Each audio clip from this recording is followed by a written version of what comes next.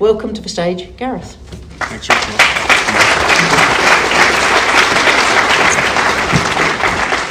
Thanks very much for the invitation. I'm used to sort of walking around the stage, and so there's already a mic here. Can I just give a thumbs up at the back? Can you hear me okay with this? Brilliant. Excellent. The sort of title here is, well, the title is based on my thesis, my master's thesis, Storytelling to Learn, What Happens Underwater Stays Underwater. And the reason why I'm bringing this together into this forum as well is because I've been doing some work with DDST and looking at how do we learn, how do we create learning from the events that happen out on dives. Not just the really obvious ones that can't be hidden, but there are things that go on dives which could contribute to learning. And the problem is, in the diving space, not just in military diving, but in nearly all diving activities, nobody can see what you do. Nobody can see your decision making. And if it's not obvious, and it appears to be a deviation or a non-compliance, then people are afraid to tell those stories. My background, very diverse, as Ross said, sort of 25 years in the Air Force. It was spanned frontline operator, flight instructor, did the Aero Systems course, went to Boscombe Down as a flight trials officer, then DSTL just up the road here as a military advisor, and then finally as a requirements manager at Abbey Wood. So understanding that sort of broad spectrum of what goes into the challenges of developing or deploying a military capability. I left, then set up Human Diver and Human in the System for non-diving stuff. I'm going to start off with an activity, and what I want you to do is get your phones out, because I know people have got them, and there's a little activity we're going to go through. Because while you're getting your phones out, I'm going to tell you the first part of this story, or the first story that's there. I'm going to put a QR code up on the screen in a minute. So this is a Dutch Chinook helicopter crew. They're involved in a training exercise to move 40 troops from one location to another. Now the problem is they don't have, where they're operating from, they don't have the crash cap, the fire cover required to undertake that activity. But they load the troops on and they go off and fly their exercise. So in effect they're breaching the standards that they've got.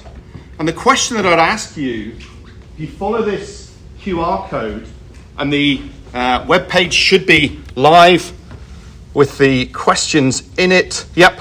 So was this a failure to follow procedure? They lifted some troops on a training scenario, but they didn't have the crash cap, the fire cover to enable that to happen.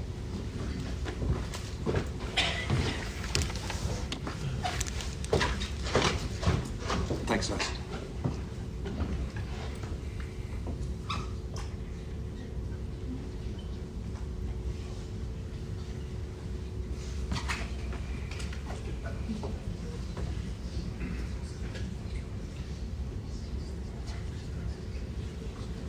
And I've forced the hand because I've only given you a binary option, yes or no. So I've got 100 people logged in at the moment.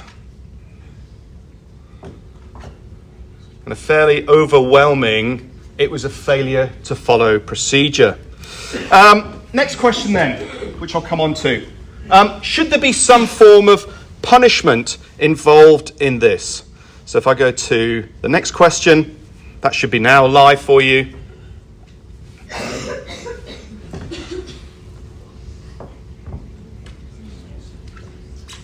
So the results from that previous one were 85-15. 85% failure to follow procedure, 15 no.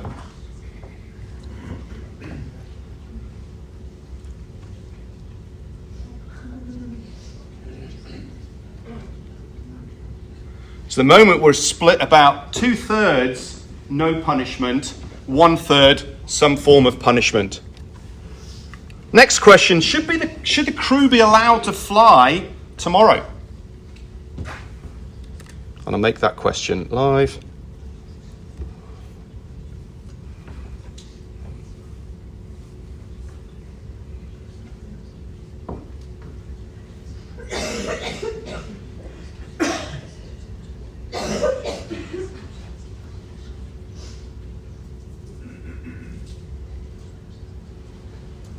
So we've got 117 in here.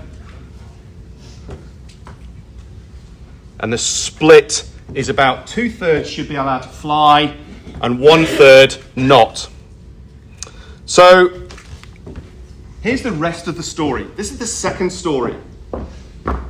This crew are operating from an airfield that's got limited fire cover, and it's only established to provide firemen and fire engines for the crash cat with a minimum crew, so 4 or 5 people on board. And that's what they're normally there to operate. Now, they are required to support Army exercises, which means loading the back of the helicopter up with all the troops. And that takes them over the crash cap of the airfield that they're operating from. That means that they couldn't actually do their job. But what they do, because that's the can-do attitude that's there, is they get airborne, they fly outside the perimeter fence, they touch down in a field, and they load the troops on board. Because they have a dispensation to operate in field conditions. And they only then have the fire extinguishers on the helicopters to manage that risk. So the way I told that story intentionally was to set you up to say this is a sort of a punitive approach and they've broken the rules. But actually, they are following a set of rules, but are they following the intent? Because if they'd operated inside the airfield, they would have some fire cover, which is better than none. Conversely, they would then be in non-compliance to the rules that are written down. So what they do is they create an unsafe situation or a less safe situation by operating out in the field conditions. So here's the next question, which I'll advocate here. Is this a system problem or an individual problem that we're dealing with?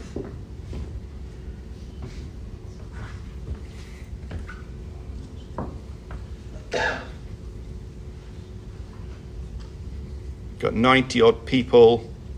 And what's interesting is we do have some individual responses here.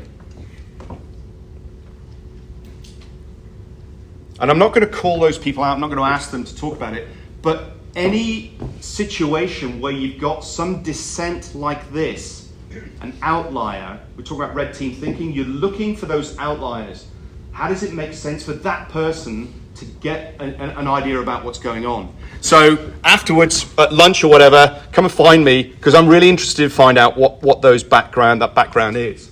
So a first story is this simple linear process. And how we tell that story, how we present it, often the media is full of these. And then people fill the gaps in with what their experience is, what their judgment is. They start using these counterfactuals, should have, could have, would have, which doesn't actually help any learning at all. That then starts a story and that propagates further. Second stories, they're messy, they're complex, there's all sorts of conflicts that are in there, tensions that are in there, that people are trying to achieve their goals, whatever they're being rewarded for. And the military is a bit of a double-edged sword here. You have got a can-do attitude. You get stuff done. And we'll touch on that in a slide in a minute. That causes a problem when you've got compliance and legislation and regulations. But what we have to understand is those second stories. And you get second stories when people have trust, when they have psychological safety, when they have a just culture, when they recognize that actually what I'm trying to do makes sense to me at that time, that local rationality. And this is a question that I've spoken to a number of people about. Is it actually a correct term to help learning? And my argument is it's not. It's an easy bucket to throw things in. It's an easy one. We sit there going, no, they didn't follow the procedure. But why? What's the rationale? And we have to dig into those second stories. And that's not an easy task to do. This is a simple system. We've got a cylinder, we've got a couple of lights pointing at it, and they're throwing shadows. That cylinder is the truth, and the shadows or the illuminations that are being cast are the truth as well. In a simple system, a mechanical system, this is true. It's black or white, it's right or wrong. But when we start moving into a social technical system, we have people involved, we have different interpretations. There is a spectrum that goes on. Fundamentally, we construct truth. It doesn't exist in an absolute sense. Each one of you will go away with a different perspective about this lecture. Hopefully it's a bit positive. Some of you might go, what? This doesn't make sense. You all sat in on this same event, but you will interpret it differently based on your experiences and your goals and your drivers.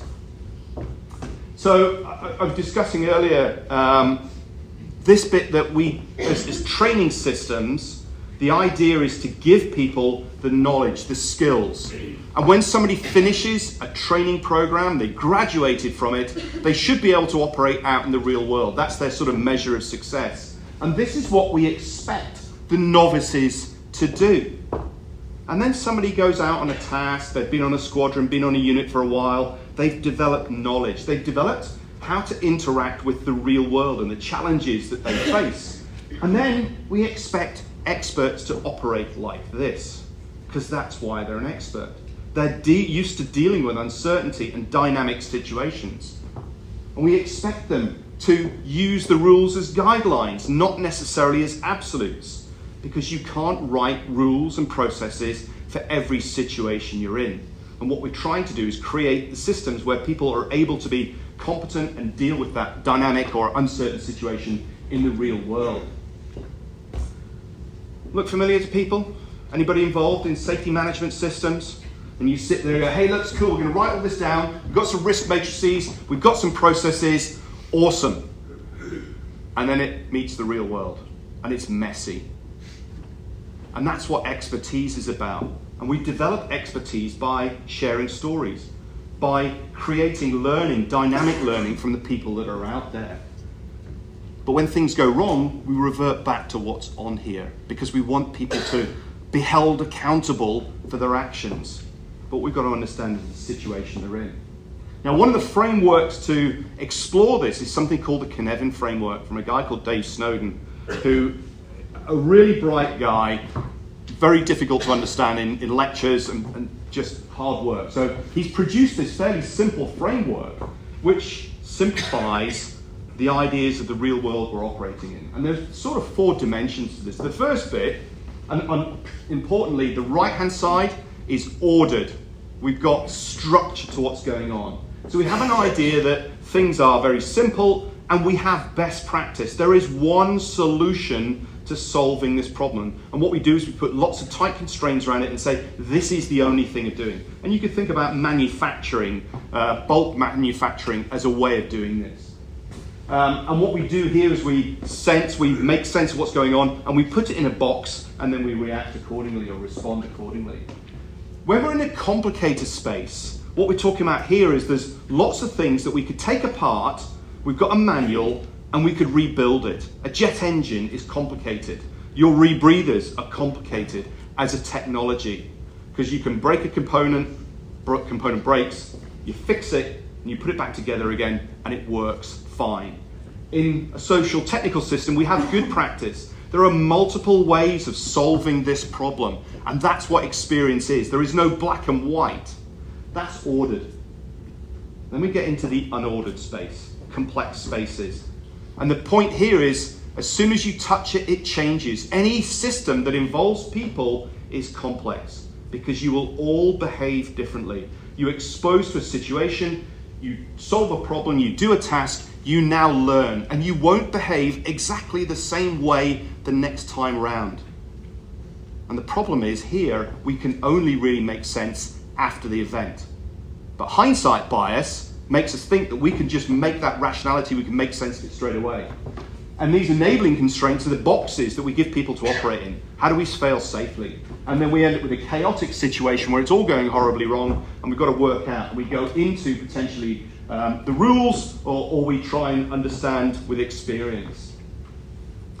The downside as organizations, and I'm going to say risk-averse organizations, is they try to constrain people's behaviors, tight rules. And then what happens is everything's tight, and all of a sudden it goes bang, and you end up in a chaotic space really quickly.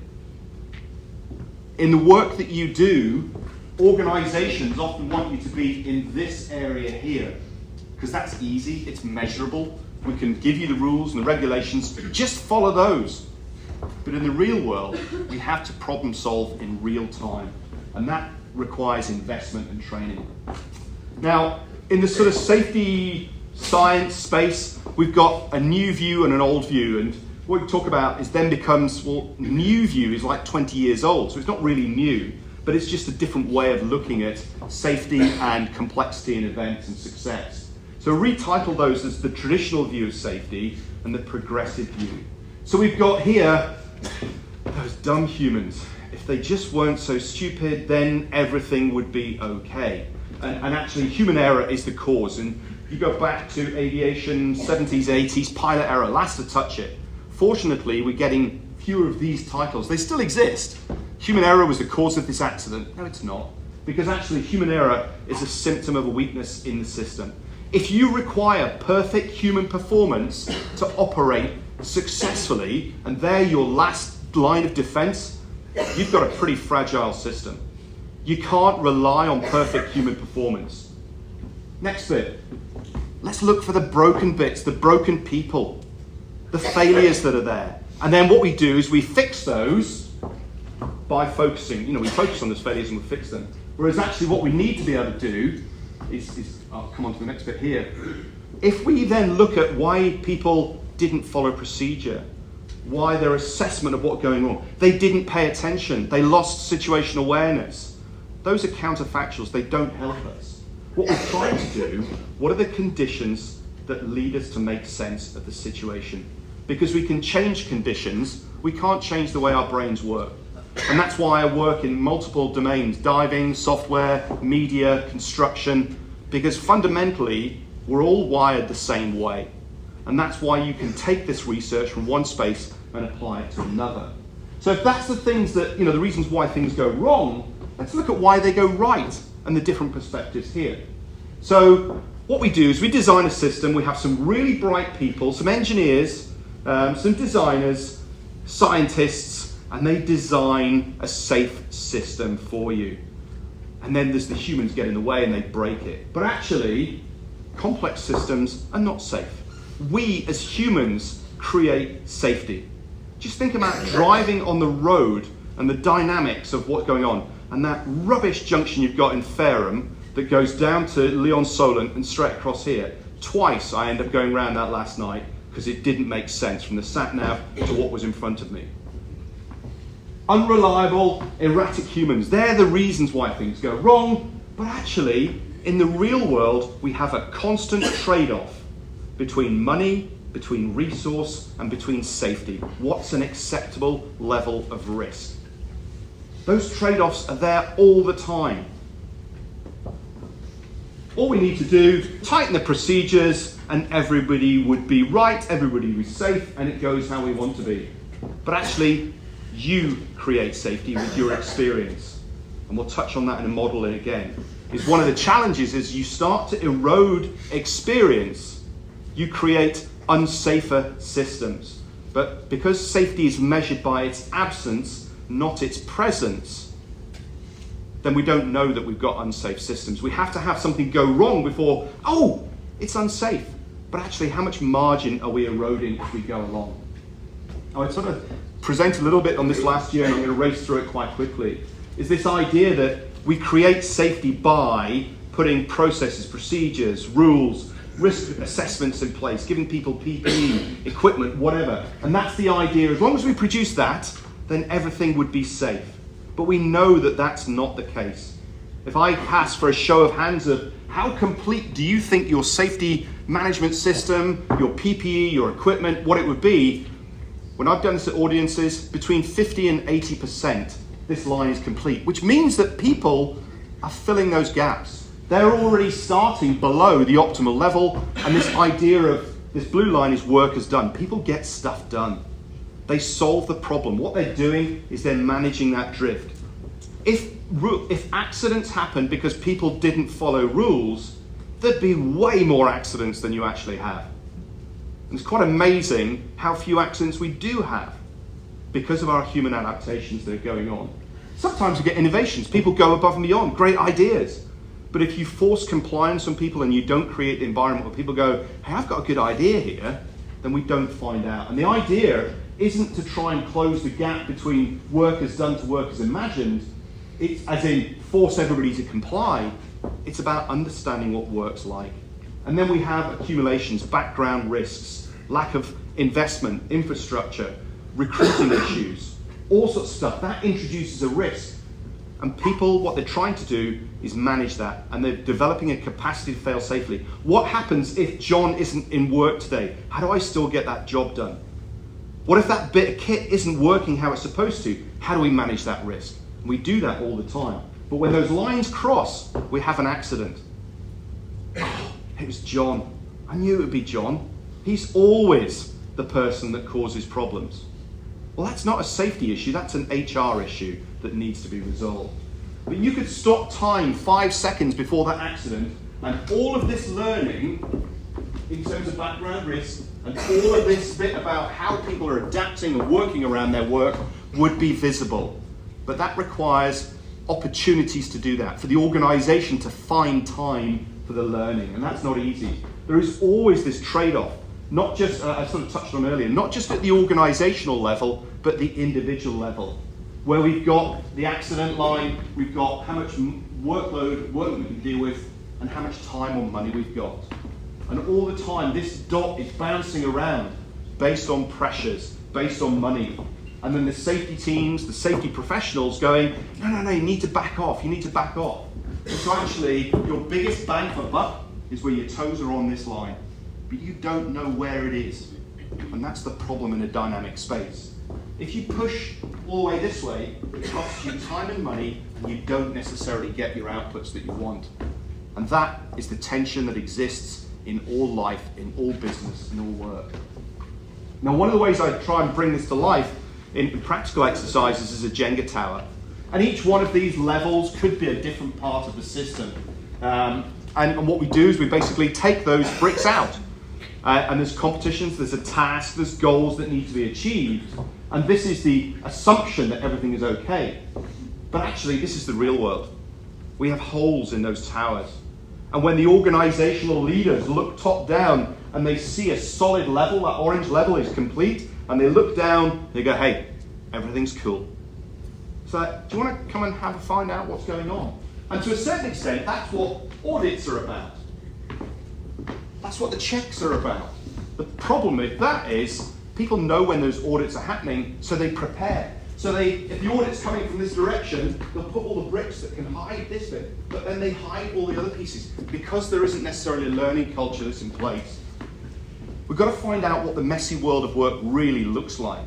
And that requires a cultural shift that says, you know what?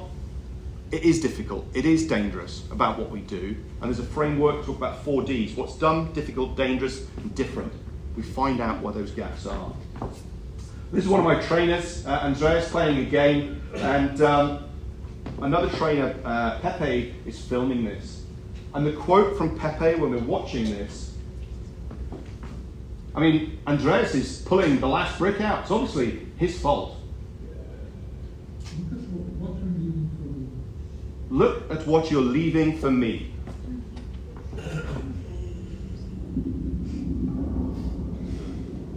How many people here, was a bit of a rhetorical question, you all deal with broken systems. But when you pull that brick out, often organizations turn around and go, you were last to touch it. Why did that happen? And yet you look at everything that's in there. And what we need to do is find out where those stories are. But it's not just, there's plenty of research. The military stuff we're talking about here. This was 2 papers from a Dutch psychologist working in the Dutch Air Force. And the 2 papers titled, and I can provide all the stuff here for the people want them. One of these papers, she looked at frontline operators, squadron management, and headquarters. And asked the frontline, asked all of them, do workarounds happen? Do adaptations happen? Do people follow the rules all the time? And the frontline operators said, nah, we have to break the rules, we have to bend the rules to get the job done. Go and speak to the squadron leadership and turn around and say, so do people work around or adapt? And with one eye looking down towards the men, the operators, they go, yeah, adaptations happen, they go on. But with an eye looking up to headquarters, no, everybody follows the rules. And you get up to the headquarters level, not everybody follows the rules. And so you end up with these different perspectives about how is safety created. And get that, the further you go away from the front line, the more you believe, or it's believed, that the frontline operators are following the rules, and they can't. Because you can't write rules for every situation. That means you've got to provide the training and the development to go around that.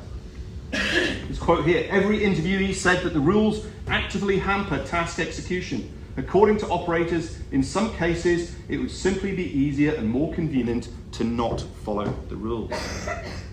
And the important piece here is that in the sort of safety science literature out there, rules are often there to protect organizations, not to protect operators.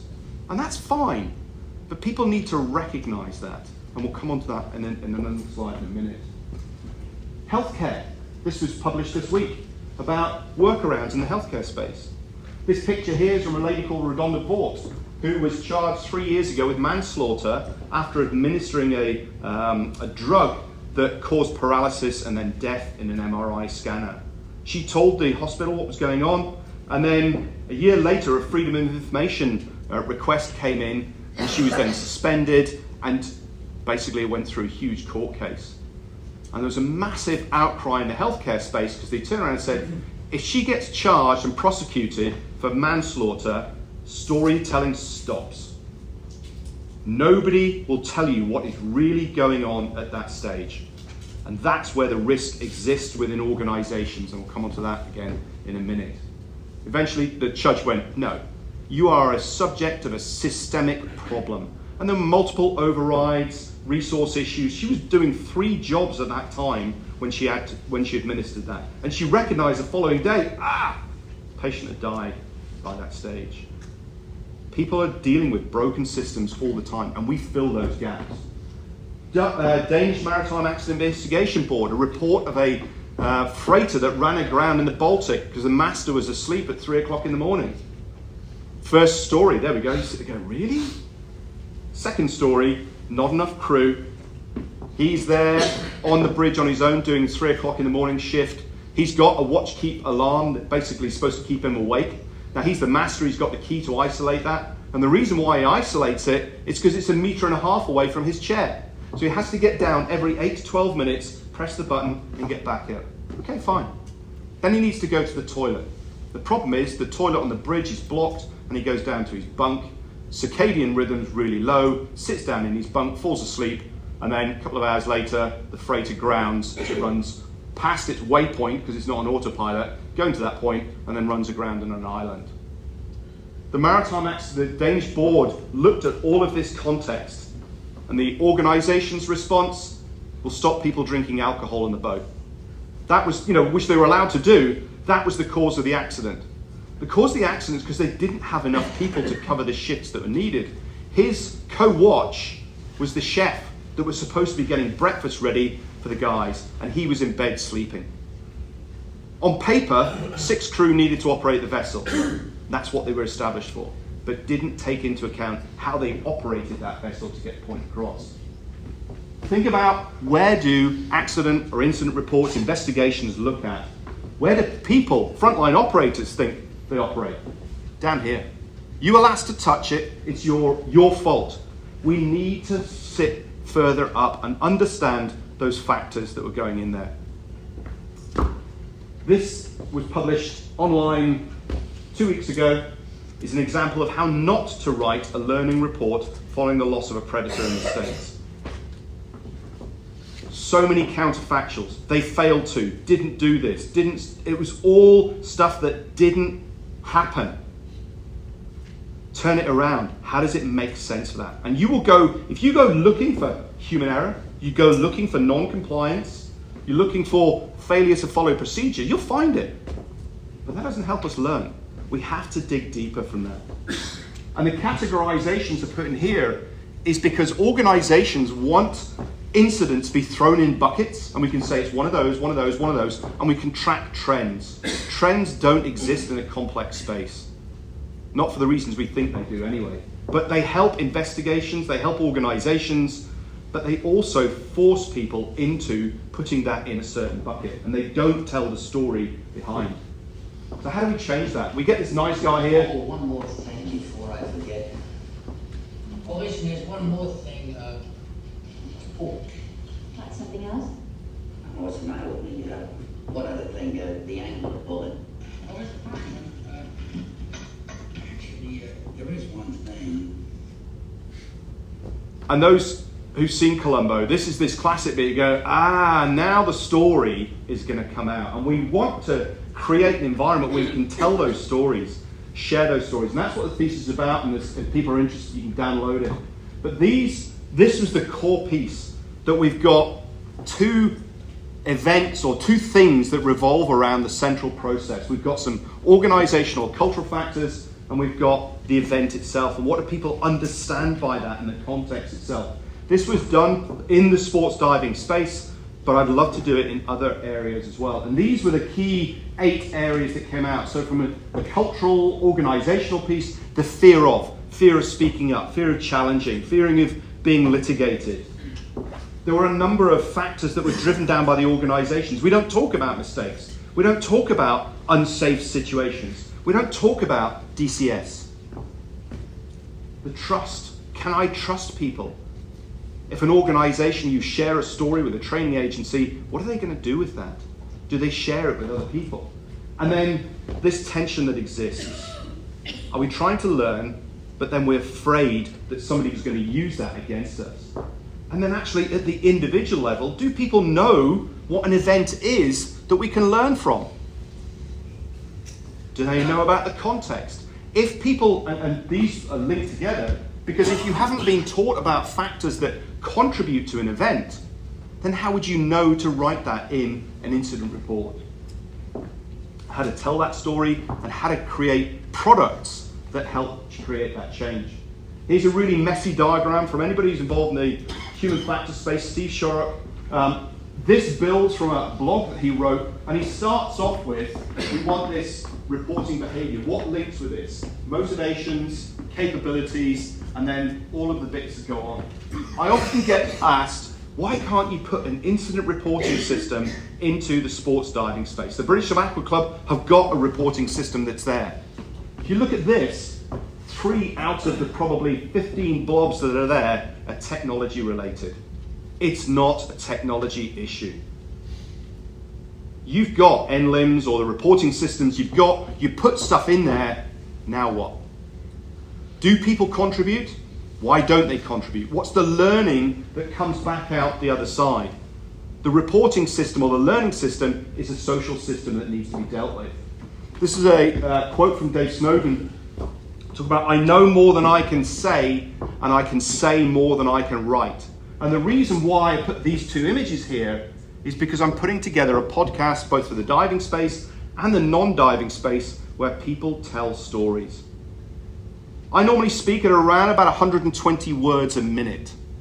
So a 30-minute interview back and forth, we're talking about then 3,500, 4,000 words.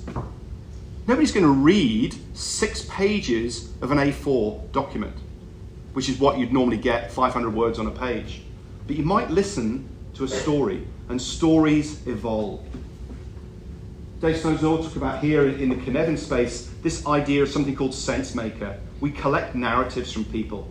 And what we're trying to do is, if this is where you are in the bottom, as you look at it, bottom left, these are based on some questions, people plot these out, and you're actually trying to get over here, you can't go from here to here. But what you might be able to do is find out what the responses are in here. What are the problems that people have? What are the solutions that people have? And make that little jump. And then you can go from there to there, and there to there, and hopefully out the other space. Change is really hard, especially social change. So what I'm going to talk about now is just this idea of building up that, this is the workers imagine, that black line and the blue line that's linked. And then we have this framework here. So workers disclosed. What people will tell you when you ask them what you do. And if you're in a punitive environment where people know they're going to get in the dwang for telling the truth about how work is really done, you'll get, how do you get your job done? Oh, it's by the book. Really? Yeah. But actually what we want to know is how do people really do that? And we've got to have psychological safety and a just culture to achieve that. And that is not easy in a hierarchical setup like the military.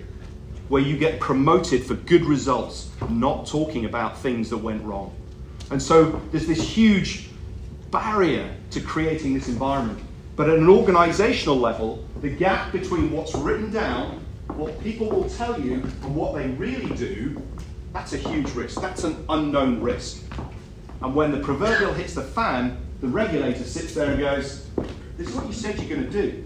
Why aren't you doing it? Oh, we didn't know. These people know what goes on. But that means you've got to create an environment where you can tell those stories, where people can learn from what's going on. So I mentioned about the cultural aspect. And this is an image from a colleague of mine, a guy called Ivan Papilidi. It's from his book, talk about human and organizational potential. And it's based on the work from Edgar Schein, looking at culture. So here's the anchor point for the culture that you've got. Here's the chains, that basically what we talk about, and here's the visible stuff. Many organizations, when they're doing cultural change or trying to change that, is move this buoy around. But it ain't going very far because it's got a chain and it's tied into the seabed. So looking at this from a diving perspective, military diving, this is the anchors. Get stuff done. Can-do organization. Reward people for doing stuff.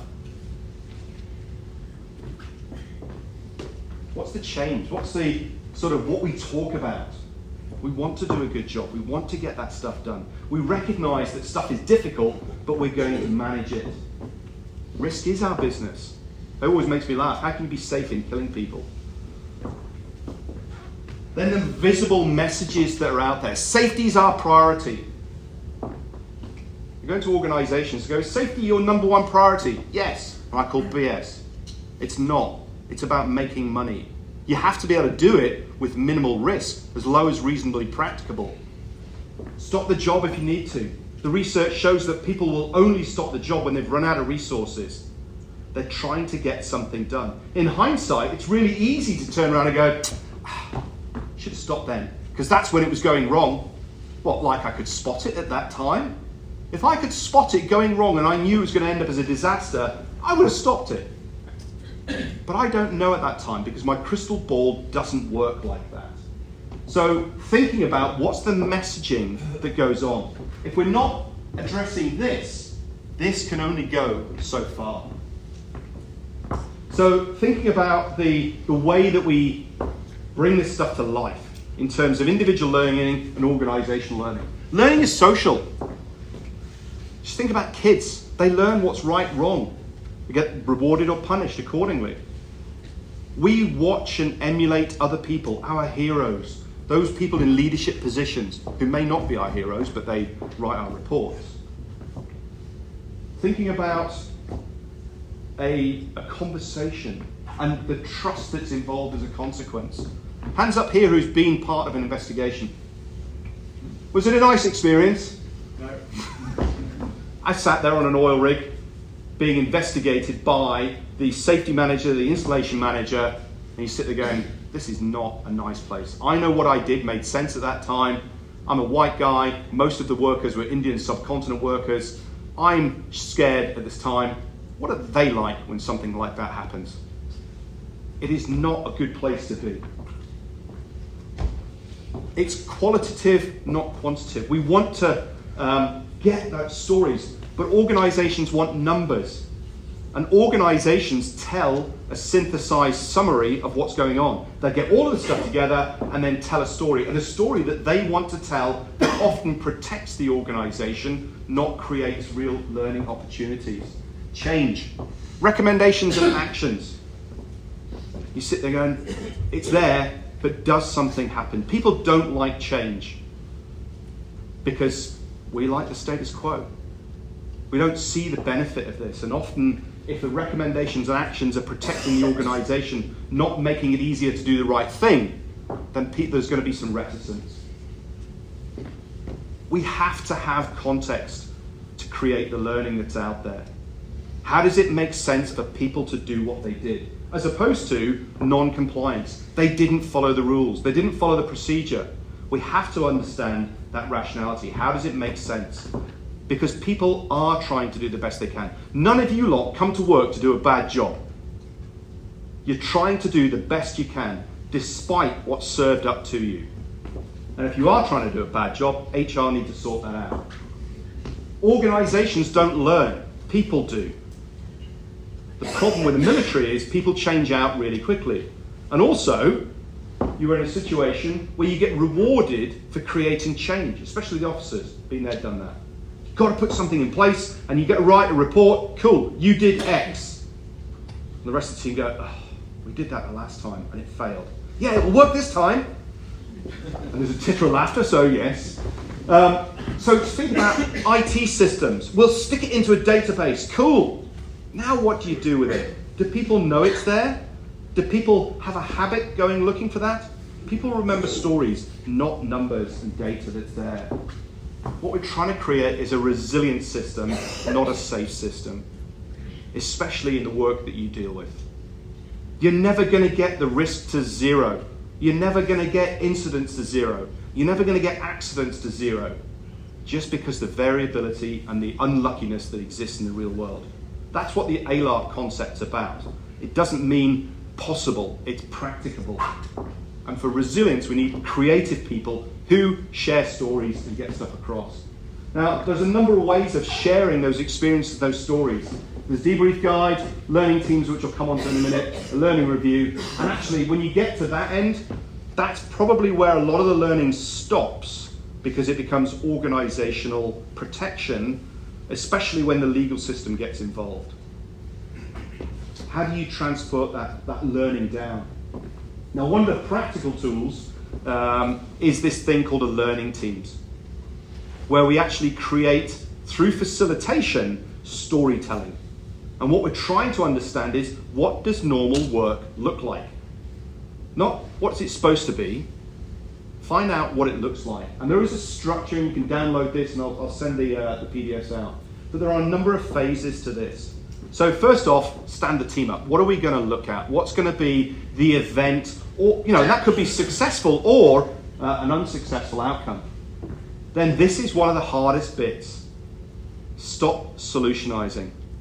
You want to find an answer. This is data collection, storytelling, understand what's going on. And this is 2 or 3 hours worth of work to find out what really happens, what normal happens. And then you give some people some soak time. Normally, when I run these, end of the day, last 3 hours of the day or so, go home. Think, walking the dog, having a shower, sitting in the bath, those little nuggets come up and you go, oh yeah, I remember that.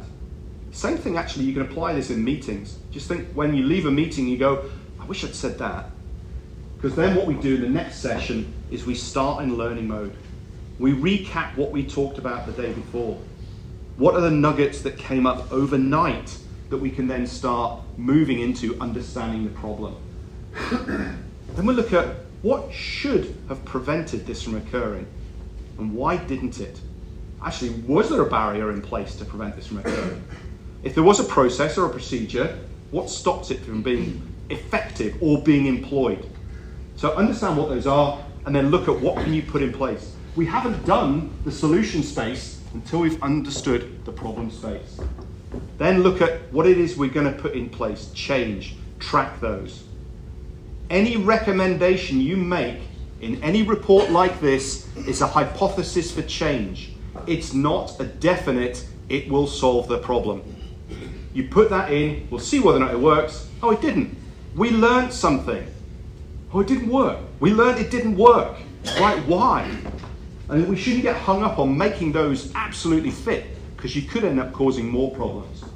And then importantly for learning teams, share the learning that goes a little bit wider. Go beyond your team and that ability to abstract from one space to another. So just some pieces from learning teams that I've run recently. This was discussing a decompression sickness event for a diver. And I said, I don't want to talk about DCS events because there is so much personal, physiological variability. We were just having a discussion upstairs with Sally at the Midlands Chamber in Simon, just talking about sporting injuries. And yet we get hung up so much about DCS. And I said, I don't want to talk about the hows and whys that happened. And what we end up talking about was how they communicate things, how they communicate critical information about emails, signals, who actually receives it, who acknowledges it. So we started off looking at DCS, but we then ended up looking at comms. Another bit was a mixed team looking at doing a dive that was not normally in their sort of scope. And what was quite interesting is we had different divers. We had clearance divers, combat divers, port inspection divers, SAR divers, police divers. And one of the teams said, yeah, it's my team that's asked that request. And the clearance divers were, you're only those sorts of divers, and really sort of looked down their nose at these other divers. And it wasn't until the SAR diver, who was outside the group, went, why don't we ask them what's going on? And it was this discussion piece that said, actually, these cultural differences stop the discussions that are going on. Because one of them turned around and said, would we have asked one of our peers those direct, potentially derogative questions about that activity? And they went, no. So why did we ask another fellow military diver in the way that we did? It's like, oh, okay, we need to change our approach. Another one was talking about failure to follow procedure. And actually there are so many other stories came out of that. The failure to follow procedure, almost irrelevant for organizational learning. But there are many other things that came out. And because there's fear, those stories don't get shared. And what I think was really good for me for that one was we couldn't get all of the other stakeholders present. And one of the reasons is because they didn't want other stakeholders present. They just wanted this to be a team discussion and debrief. At the end, they went, you know what? I wish we'd had those other stakeholders. And the reasons why is because that team didn't understand organizational perspectives as well. And so when you have a learning team, it's not just the frontline operators that were involved. You need to have the structure from the organization involved. But for that to happen, the team has to trust the organization that they're going to sit back and not say anything. Even if they sit there going, oh my God, you did what? You can't do that. Because as soon as you say that, the conversation stops. So this then brings me on to some of the gotchas about running teams. That's that first piece. If you're going to run a learning team, you have to suspend your position. You have to be independent. You cannot criticize what's going on. Even inside, if you're sitting there going, oh no, that's their story. You have to understand their local rationality. They have to tell that. Next bit is having that diversity, not just the team itself, but having a stretch across there, having the different levels within the organization to understand what's the driver at the command level, what's the driver at the squadron level and then the team level. Blaming up is dead easy. Bloody headquarters, can't they get their stuff sorted? DNS, who loves DNS here?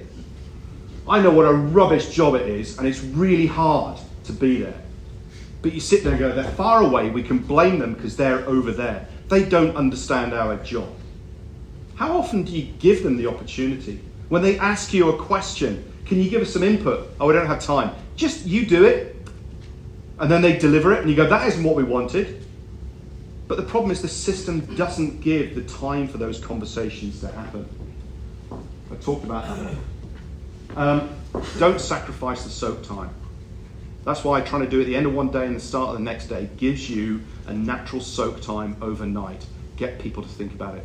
But if you can only do it in a day, give 2 or 3 hours. Go off and do something else. The brain processes. If you go off and do some sporting activity or whatever it is, your brain will subconsciously process the stuff that you've learned. So get that out there. The final one is be curious. Don't just focus on your activity. Think about what others can learn from it, the abstraction, and that's the piece of here.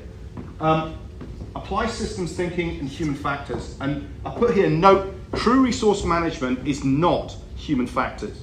Now I know the Navy has deployed a human factors program, and you've got human factors facilitators, and there's a half-day awareness program that's gone out to the whole of the Navy. That's a non-technical skills piece. If people don't understand how systems work and human factors is much bigger than that, don't be surprised it's not included in the reports, the learning that's there. We have to go a little bit wider. Easy things you can do. He says easy, but actually changing language is really hard because it's ingrained. We think about, or we don't think about communicating because it happens all the time. Agency. Roz ran out of gas. So I'm naming Roz. She ran out of gas on a dive. The gas ran out.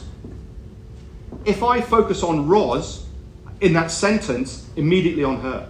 The gas ran out changes it to say, why did the gas run out? So separate agency. The problem is the English language is very agency focused. You have to consciously change that. Incidents, accidents. Oh, big things. No, they don't. Just call them events. And that covers the whole spectrum of what's going on. And I get you've got process and policy and things like that. Investigations. Nobody wants to be investigated. I think most people want to contribute to some learning activity. So learning reviews, learning teams. Why did it happen? Who uses 5 whys in their job here? Anybody use 5 whys? Okay, 5 whys is this bit where you use a rabbit hole and you go, right, why did that happen? Why did that happen? Why did that happen? The problem is the first rabbit hole you disappear down frames the discussion piece. It also nearly always ends up as more training needed, better leadership, or better management. And they're the bottom bits. You can't jump across rabbit holes in the 5 why system. But if I ask you, how did it make sense? I'm separating you and your behaviors and your actions. And each one of the stakeholders in that system will have a local rationality about how it's making sense to do what they're doing. Normative language. Overconfident and confident. What's the difference? Invariably, bad outcomes. We teach people to be confident, to go out there and take the ground, make it happen. But I'm not sure. You'll be okay. It'll be sorted. You can do this. I trust you. It goes wrong. You're overconfident. Right, hang on a minute. I've done what was asked and I've pushed myself and it went wrong. So don't judge based on the biases that are there. We talk about risk and reward. Risk is loss or gain. Think about when things go wrong, we say that was risky behavior. What was the reward process? What were they trying to achieve? What do they get rewarded for? Because people are trying to do good jobs most of the time. Problem is when things go wrong, we harshly judge because of severity bias, outcome bias, and hindsight bias. Violation, non-compliance. I don't want to have any of that on any of my paperwork. People don't intentionally go out there to break rules for their personal gains. Most of the time they don't. It's a very small percentage. So sitting there going, what's the reason they're doing that? What's the adaptation? And that local ingenuity was from Leonie, the Dutch psychologist. She coined this and said, basically, people are trying to solve problems with limited information. And you might think, where's the accountability? Accountability, forward-looking accountability, is the ability to tell a story to make things better in the future. Backwards-looking accountability, you're to blame. And then the final piece is actually trying to create multi-person narratives, multiple perspectives. Most reports are written through the lens of the safety organization or the engineering organization, and it's their perspective that's being told. What we need to have is the different stakeholders. And what I'm going to do now is show a short video based on a framework. But before I do that, because I stuck this in this morning, I thought this is an interesting.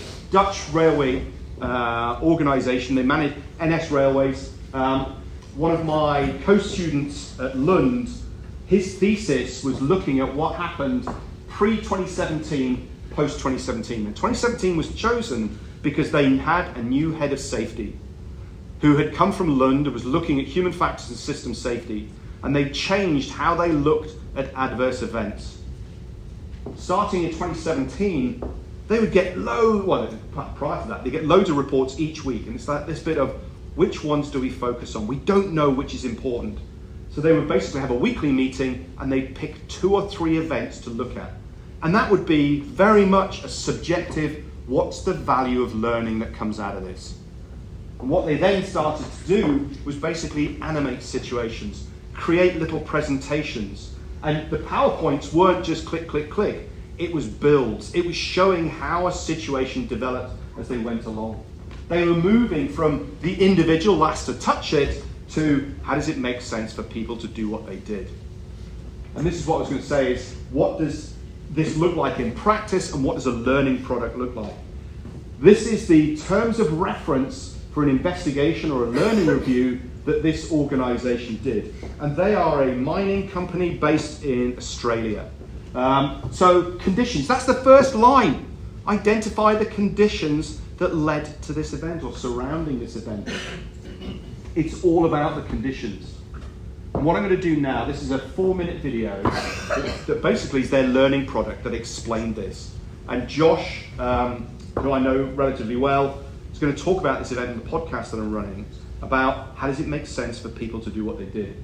Now the simple story, the first story would be that a drilling operator has got his hands, he's bent down, he's got his hands around a piece of moving equipment and his hands get crushed when a piece of metal, when the operator moves something. And you sit there and go, well, the easy one would be pay more attention, don't have your hands in the line of energy. And Josh put this together, and I'll show it, just say, this is the sort of learning product that could be developed that helps the story being told. Learning from high potential events. Crush struck, October 2022. A drilling crew were running pipe into the hole. To do this, they would attach the hole plug to the drill pipe in 9-meter lengths, lifting them up into place through the rod spinner and down into the hole. When the hole plug reached position, they would close the foot clamps around the rod and use the rod spinner to detach the hole plug to enable them to attach the next drill pipe. The hole was becoming very tight, so they needed to apply rod grease to the outside of the drilling pipe. The way they did this is to put on thick red gloves and take clumps of the grease and place it around the outside. And in this case, they were applying the grease within the foot clamp area underneath the rod spinner. The driller assistant involved was crouched down quite low with their elbows resting on their knees.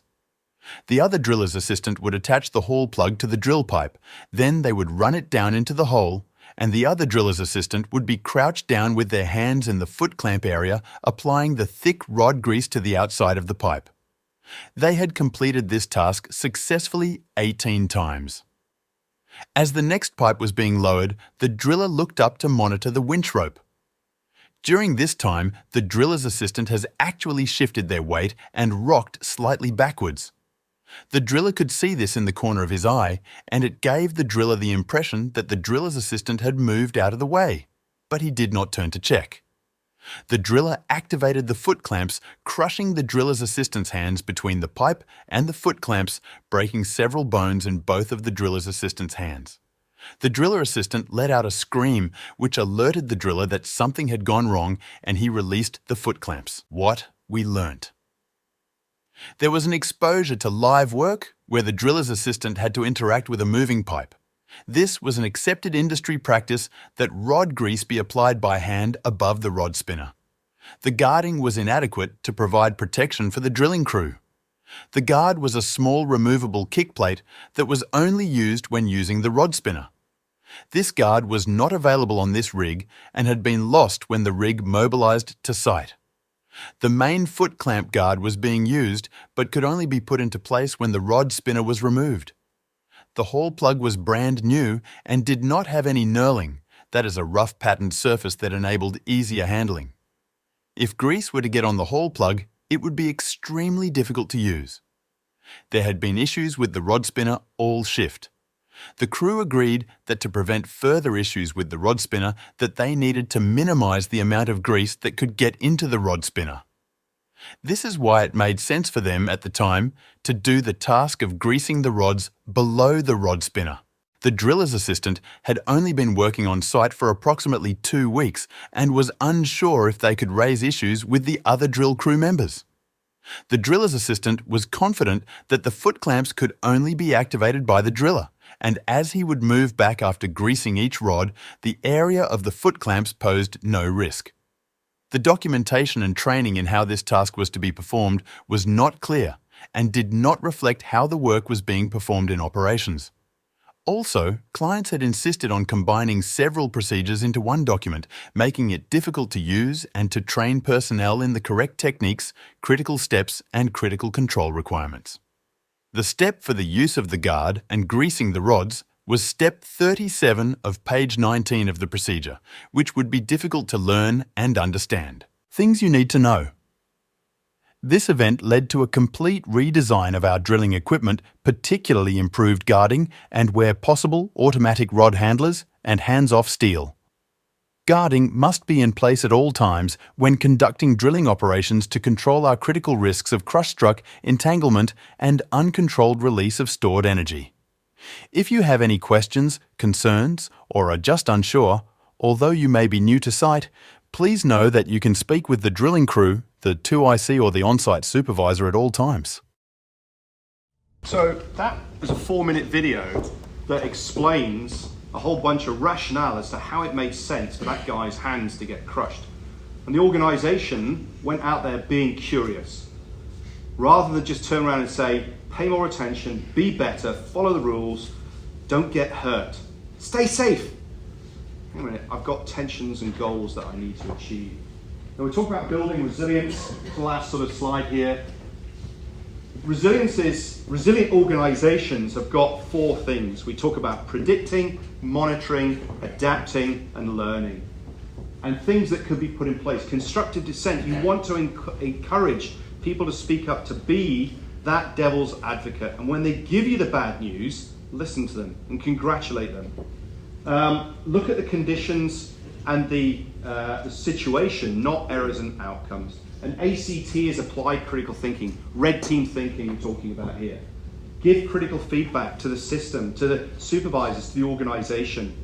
And when you get it, listen and learn. Understand what the tensions and the goal conflicts are. It's easy just to go, just get on and do it. That's what the goals are. And if people do it, it goes wrong, that's on the leadership to say, we instructed you to do that, and own it as a consequence. Recognize that adaptations are normal. Accept that work and, as imagined work is done, are there, and they are part and parcel of normal work. And then create that capacity to fail safely, whatever that might be. And then the final piece, which has sort of come out of some of the learning teams bits, is how do you do handovers to teams? We don't have time because it's not part of the process. We just expect this informal learning to happen. Now, when people had a bit more time, there was a bit more social structure to the military, then you go over a beer and you tell war stories. And those war stories are about how people learn informally. But with the tempo up and the fact that people don't live in the messes and they don't live on base like they used to, that ability to share learning is gone. It's really hard to explore your own tacit knowledge, the stuff that you don't even realize you do. Again, that's through the storytelling that's there. One of the things I often talk about is this difference between lessons learned and lessons identified. Many organizations, the military is one of them, we have loads of lessons identified. And we have lessons repositories, but actually are we learning those? Are we creating changes of consequence? And I scored out the trends in complex systems. Often organizations want numbers. How are we doing compared to last year? In a complex system, there are so many variables that are out there. And do you know that your intervention is actually making a difference? Or is it the adaptation and the creativity and the professionalism of your crews that are doing that? And then build time in the system. And debriefs, post-exercise reports, post-reflections are often the first things that get kicked off. Just sign that off and write a quick summary. As I said earlier on, you can know more than you can say, and you can say more than you can write down. People don't want to write. And when you write things down, you make assumptions about what the other person knows. And then they get it and you go, that doesn't make any sense. And we don't have time to do the follow-ups. That, basically, that's a podcast that will go live in November. But that basically takes me to where I am. Questions?